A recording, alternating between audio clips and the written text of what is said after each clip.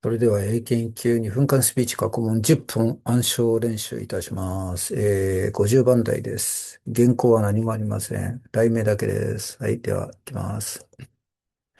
59番、Should the democratic nations, デモクラティックなんだよね。これちょっとね、間違っちゃうかもしれないですけど、許してください。actively promote the spread of democracy to non-democratic nations ですね。デモクラティックですね。Whether democratic nations actively promote the spread of democracy to non-democratic nations or not is a controversial debate, and my answer is no. In my opinion, introducing democracy to non-democratic nations is very important, but democratic nations cannot be major drivers. Today, I'm going to explain about it. Firstly, let's think about the current situation. After World War II, United Nations was established to keep well-being of human beings and world peace. But at the same time, the Cold War started, and since then there have been lots of international conflict here and there on Earth. For example, Korean War, Vietnam War, Middle East War, and India and Pakistan wars.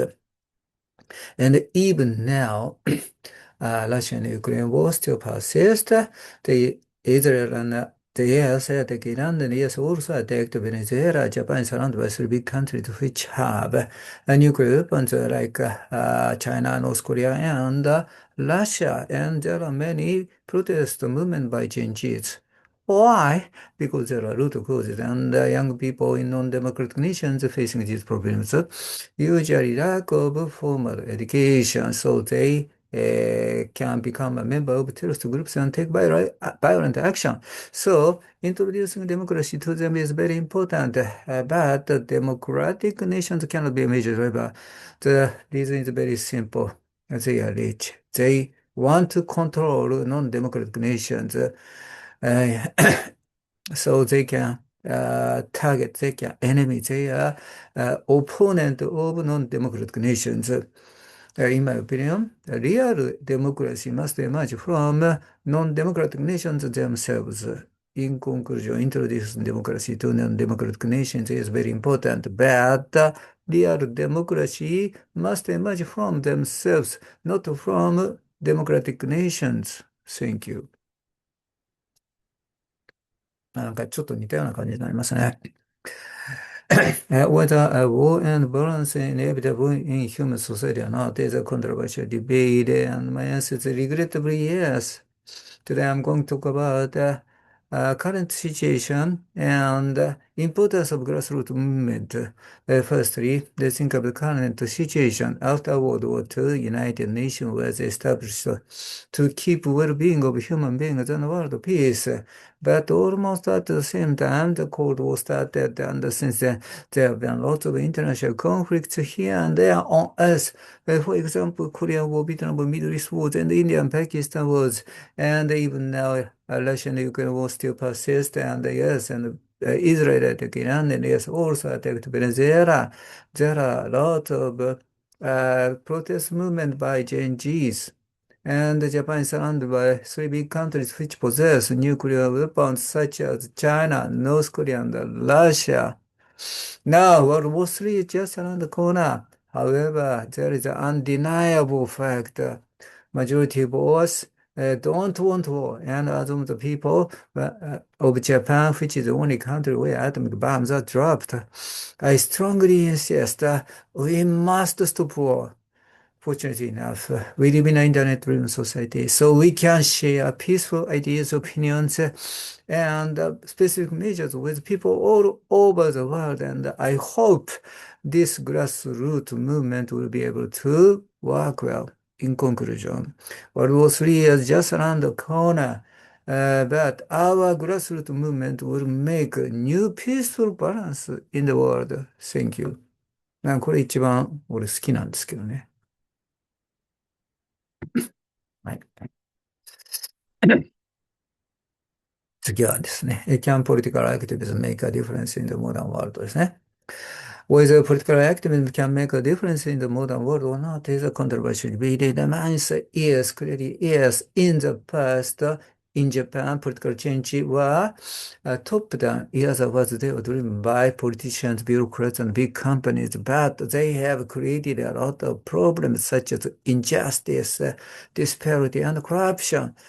Fortunately enough, last couple of years, political activism have revealed this abnormality. Today, I'm going to talk about two things, price of rice and general elections.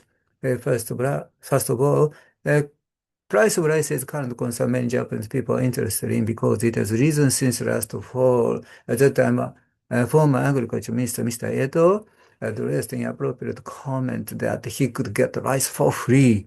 His comment was shared with people all over Japan instantly online, and it led to political activism.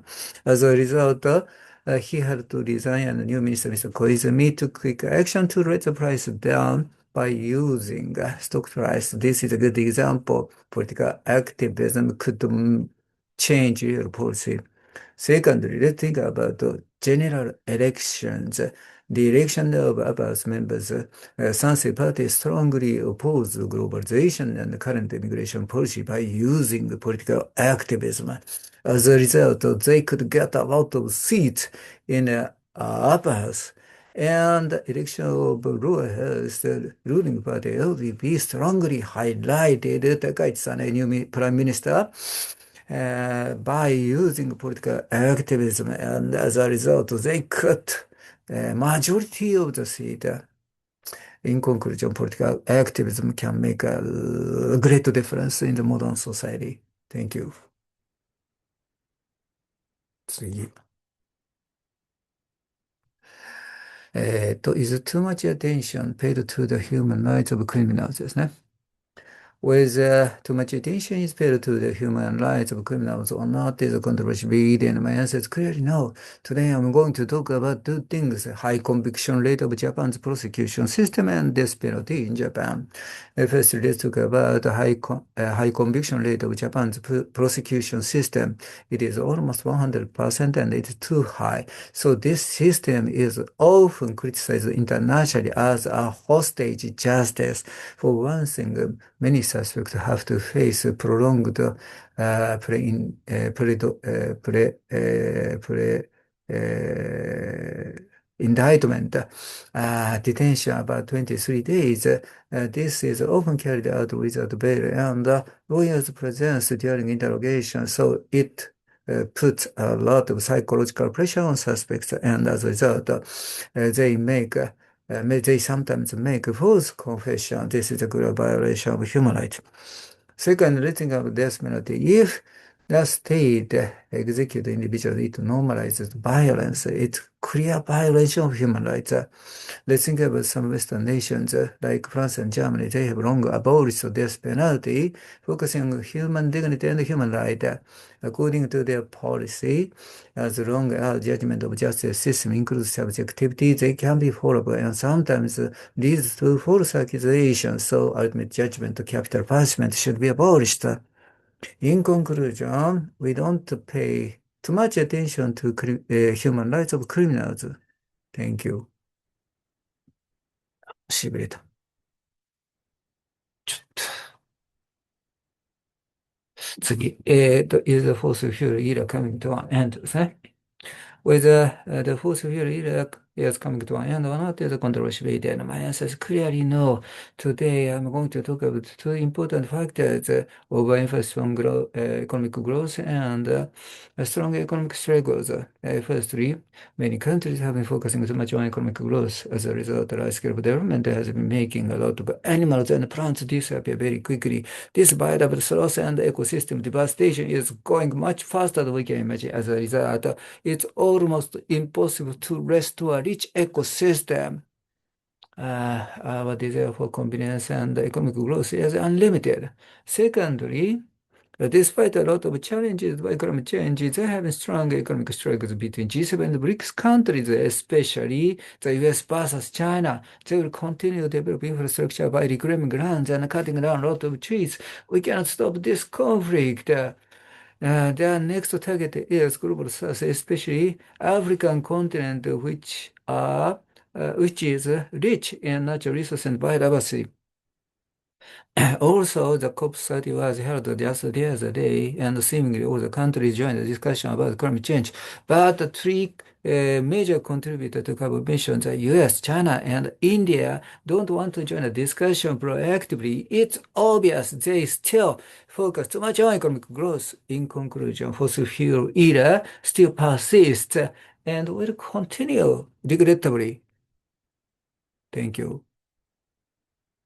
うん。あ、行き過ぎた。どれだっけこれか。Can terrorism ever be eliminated? Whether terrorism can ever be eliminated or not is a controversial debate. In my opinion, elimination is almost impossible and too idealistic. We should mitigate it by effective measures. Today, I'm going to talk about two possible effective measures: gathering crucial information and prevention in advance, and the discussion of root causes. Firstly, gathering crucial information is very important. Each government should pay serious attention any movement of terrorist groups. To do so, enhancing intelligence agency is very important. Uh, they should detect any subtle movement of terrorist groups by keeping close contact with that of allied nations. And if they find any movement of terrorist attacks, they should prevent it in advance. Secondly, we must root causes of terrorism, such as injustice, poverty, disparity, corruption, and young people facing these problems usually lack formal education, so they can easily become extremist member of terrorist groups and take violent action. So before they move on, some world organizations like UNICEF give them enough opportunity to run peaceful and democratic procedure to solve these problems. In conclusion, elimination of terrorism is too idealistic, so we should mitigate it by effective measures like gathering crucial information and discussion of root causes. Thank you. はい。Whether economic inequality in society is inevitable or not, it's a controversial debate, and my answer is relatively yes.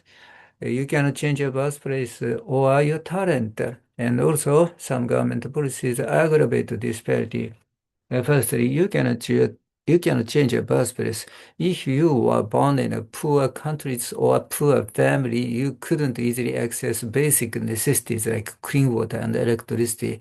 Also, climate change and abnormal weather would directly damage your survival. On the other hand, if you were born in rich family or rich countries, you could easily access better education and healthcare system. Secondly, individual differences affect economic accumulation. For example, some people have ambition, talent, and work hard, while others lack ambition, talent, and don't work hard. As a result, this economic accumulation is becoming larger. Finally, some government policy aggravate disparity. And according to one of the most famous economists and Nobel laureates, Joseph E. Stiglitz, strongly insist that there are some policies aggravate disparity between the rent seekers or a small number of rich and wealthy people and the others, especially rich workers. These policies are monopoly, privatization, a reduction of progressive tax, increase of consumption tax, and special taxation measures for big corporations. Ironically, these policies are all Japanese government have been doing. In conclusion, economic inequality is inevitable in modern society. 次、52番、Family values today as important as they were in the past ですね。Whether family values today as important as those of the past or not is a controversial debate. In my answer, in my opinion, family values still high. So yes, but the structural change of family have made these values more diverse. Firstly, let's think about a long-lasting family values. For one thing, family is a basic unit, and the family has a strong bond, especially children that are too young. Parents should take care of them, and all the family members live in the same house, enjoy meals and pass time together. Also, families create moral values, what is good and what is bad, and family also foster identity and belonging. Even if some of them never leave home, they have a place to go back. That's family. However, we cannot ignore our structure change of family. When I was young, three-generation family was the norm. Over time, nuclear family became dominant, and now change is much faster. Now we can see a lot of family forms like single-parent family, same-sex family, and blended family. Also, gender roles have been changing significantly. Typically, men join more house chores and women work more outside. These family structure changes have made family values more diverse. In conclusion, family values are still high, but structure changes have made them more diverse. Thank you. はい、次は、which should school curriculums emphasize more? コンペティションはコーポレーションですね。Which should school curriculums emphasize more competition or cooperation? This is a very interesting topic to me because I was a teacher for a long time, and from my experience, cooperation is much more important than competition. Today, I'm going to cover today's Japanese education system and transition to new way. Firstly, today's education system of Japan focus too much on competition so that the student can get a degree university of the universities. So usually students are very busy doing a lot of homework and preparing for many kinds of tests like school tests, mock exams, and entrance examinations. But in the meantime, there are a lot of challenges they're going to face, like demographic shift, climate change, and international conflict. So they should gain the ability of critical thinking and problem solving to create the future by themselves. However, they seldom study independently without clear instruction. Now, students and schools should change. For one thing, many school tests should be abolished. Instead, the student, teachers, and AI should set clear target. And every time student clears the target, AI can give them feedback and a new target. And most importantly, teachers should be facilitators or intermediary between the student and AI. AI literacy is the most important skills that human teachers can gain. Also, a student should have a discussion about current issues happening all over the world with the support of AI and uh, teachers. And with regard to admission to university, accumulated data in AI should be used. In conclusion, cooperation is more important, but this cooperation includes not only student, but also AI and teacher. This is a new type of cooperation. Thank you. うん。はい、次。Whether or not printed newspapers will become obsolete in the internet-driven century, or is controversy debate. And my answer is clearly yes. But major newspaper company of Japan have a uniqueness. Today I'm going to talk about both of them. Firstly, most of us have changed the ways to get information from paper to digital. And now almost all the search engines like Google and the social media platform like X have their own news source, and their updates are much faster and much more diverse than printed paper. So as a result, the subscription of printed paper has been decreasing significantly. For example, in my case, it is more than 30 years since I last subscribed to them, and the public library is the only place where I can read them. However, Japanese major newspaper companies are part of big group which includes not only newspaper but also TV, radio, and other media platform. I call it old media, and they are Asahi Yomiuri, Sankei, Mainichi, Tokyo. This connection enables them to change from paper to digital very easily. Also, they can use trusted name on every platform. So, from the viewpoint of old media, just a component changing. In conclusion, the printed paper will be outdated for sure, but the major newspaper companies are part of a big group called old media. They are fortress. Thank you. ということで、はい、50番台も終わりました。ありがとうございました。